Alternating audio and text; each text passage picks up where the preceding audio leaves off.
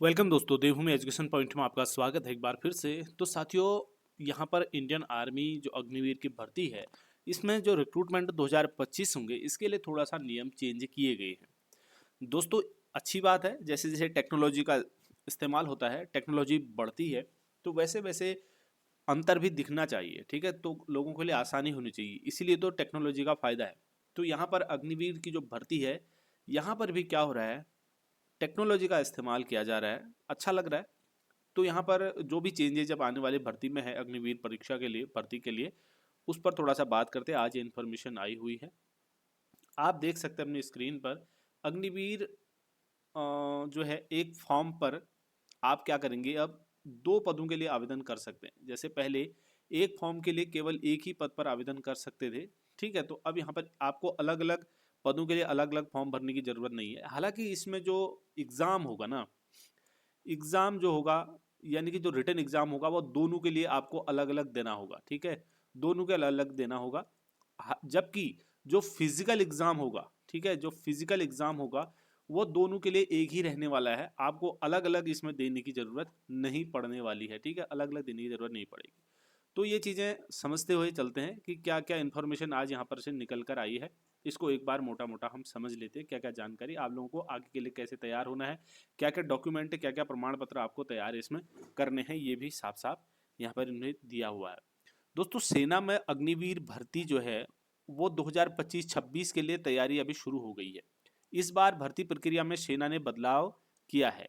नई व्यवस्था के तहत अब देखेंगे तो अभ्यर्थी एक आवेदन पत्र पर दो पदों के लिए आवेदन कर सकते हैं।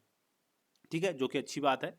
मंगलवार को सेना भर्ती कार्यालय पिथौरागढ़ की ओर से जारी सूचना के मुताबिक पहले आवेदकों को एक आवेदन पत्र में केवल एक पद के लिए ही आवेदन करने की अनुमति हुआ करती थी। लेकिन इस बार युवा Agniveer, general duty technician, tradesman और क्लर्क जैसे किसी भी दो पदों के लिए एक साथ एक ही आवेदन पत्र पर आवेदन अब कर सकेंगे। हालांकि प्रत्येक पद के लिए अलग अलग लिखित परीक्षाएं होंगी। जैसे कि मैंने आपको बताया, जो अलग अलग पद होंगे, दोनों के लिए अलग अलग लिखित परीक्षाएं होंगी। इसका आगे बताऊंगा क्या फायदा क्या नुकसान आपको होने वाला है। तो अलग अलग देनी होगी, लेकिन जो शारीरिक दक्षता परीक्षा होगी, ठीक है, तो शारीरिक दक्षता परीक्षा केवल एक बार ही देनी आपको पड़ेगी। इसका फायदा यह होगा कि यदि कोई आवेदक लिखित परीक्षा में असफल हो जाता है, मान लो लिखित परीक्षा में वो असफल हो जाता है, तो वो दूसरी परीक्षा में क्या होगा दोस्तों, सफल हो जाता है। तो ऐसे अभ्यर्थी को अग्निवीर भर्ती में शामिल होने का मौका मिलेगा। ठीक है, ऐसे अभ्यर्थी को जो एक परीक्षा में सफल हो जाता है, लिखित परीक्षा में असफल हो जाता है और दूसरी परीक्षा में सफल हो जाता है। ठीक है, एक लिखित परीक्षा में दो, मैंने बताया ना कि लिखित परीक्षाएं इसके लिए दोनों के लिए अलग अलग होने वाली है। लिखित परीक्षा क्या होंगी, दोनों के लिए अलग अलग होंगी। जबकि जो फिजिकल एग्जाम होगा, वो केवल एक ही यहाँ पर होने वाला है। इसके लिए अलग अलग होंगी, इसके लिए एक ही एग्जाम होगा। तो अगर मान लीजिए इसमें कोई असफल हो गया, तो दूसरे वाले में तो सफल हो गया ना, दूसरे वाले के लिए तो हुआ, तो इसका मतलब इसमें तो ऑलरेडी वो सफल था, तो अब यहाँ पर वो बाहर नहीं होगा। ठीक है, तो यहाँ पर एक ये फायदा, ये भी शामिल होने का मौका मिल जाएगा। तो आवेदन की प्रक्रिया इसी माह के अंत तक शुरू हो सकती है। तो दोस्तों, इसी माह के अंत तक, ठीक है, यानी कि फरवरी के अंत तक आपको ये भर्ती प्रक्रिया देखने को मिलेगी। लिखित परीक्षा अप्रैल में आयोजित कराई जाएगी। लिखित परीक्षा जो होगी आपकी अप्रैल में होगी। सेना भर्ती कार्यालय ने युवाओं की मदद करने के लिए एक हेल्पलाइन नंबर यहाँ पर दिया है, जिसको आप लोग नोट कर लीजिए, इम्पोर्टेंट है। ठीक है, ऐसी चीज़ें जब कहीं पर आती है तो उन चीज़ों को आपको नोट कर लेना चाहिए दोस्तों। ये हेल्पलाइन नंबर दिया है, अगर आपको इसके रिगार्डिंग कहीं पर कोई भी दिक्कत आती है, कोई चीज़ समझ में नहीं आती, तो इस नंबर पर कॉल करना। क्योंकि जो नंबर जारी किए जाते हैं दोस्तों, वो आप ही लोगों के लिए जारी किए जाते हैं, ताकि आप लोगों को कहीं पर कोई दिक्कत ना आए। ठीक है, आप लोगों को अगर दिक्कत आती है तो इन नंबरों पर आप संपर्क करके अपनी समस्या का समाधान यहाँ से पा सकते हैं दोस्तों। तो ये सीधी सीधी यहाँ पर जारी किया है। बता, भर्ती से संबंधित जानकारी के लिए युवा जो है इस नंबर पर संपर्क कर सकते हैं, जो हमने आपको बता दिया।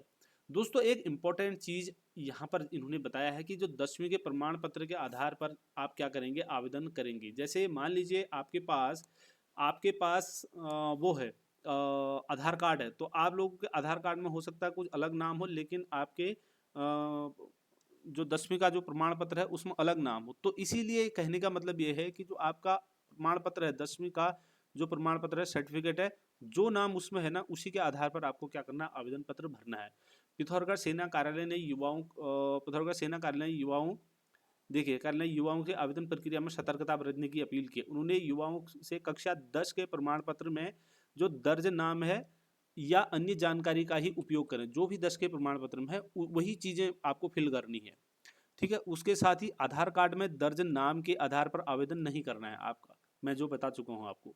आवेदन करते समय ईमेल और मोबाइल नंबर, ठीक है, ईमेल और मोबाइल नंबर जो चालू स्थिति में हो उसका ही उपयोग करने के लिए कहा है, क्योंकि इसकी ज़रूरत आपको उस समय पड़ने वाली है, ठीक है। तो ये इंपॉर्टेंट चीज़ें थी यहाँ से जो निकल कर आ रही थी।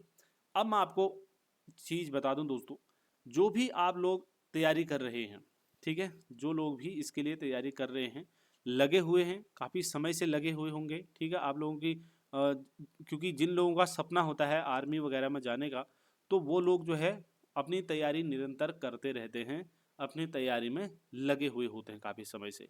तो दोस्तों जो भी लोग इसमें जुड़े हुए हैं अपने सारे डॉक्यूमेंट्स जो है, ठीक है, सारे डॉक्यूमेंट्स आप क्या करेंगे, तैयार करके अपनी से रख लीजिए साथियों, सही है। और उसके बाद आपको जो 10th के सर्टिफिकेट में जो आपकी वो है ना नाम वगैरह है, ठीक है, तो नाम है या बाकी एड्रेस वगैरह जो डिटेल है उसी को डालेंगे आप, डेट ऑफ बर्थ है, और जो आपके आधार कार्ड में अगर कोई जानकारी है उसको आप नहीं डालेंगे, क्योंकि हो सकता है आपके सर्टिफिकेट और इसमें एक ही हो सकता है इन दोनों में अलग अलग हो, ठीक है, दोनों में अलग अलग भी हो सकता है, इसीलिए कह रहे हैं कि इसका ना भरें। अगर एक ही है तो फिर तो बात खत्म होगी, डिबेट ही खत्म होगी। तो दोस्तों आप सभी को ढेर सारी शुभकामनाएं। ये यहाँ पर आ गया, इस महीने के लास्ट तक ये भर्ती आपको देखने को मिल सकती है। हमारे साथ बने रहने के लिए, हमारे साथ जुड़े रहने के लिए आप सभी का धन्यवाद दोस्तों। इस वीडियो में इतना ही है। नई जानकारी के साथ नई वीडियो मिलते हैं। जय हिंद।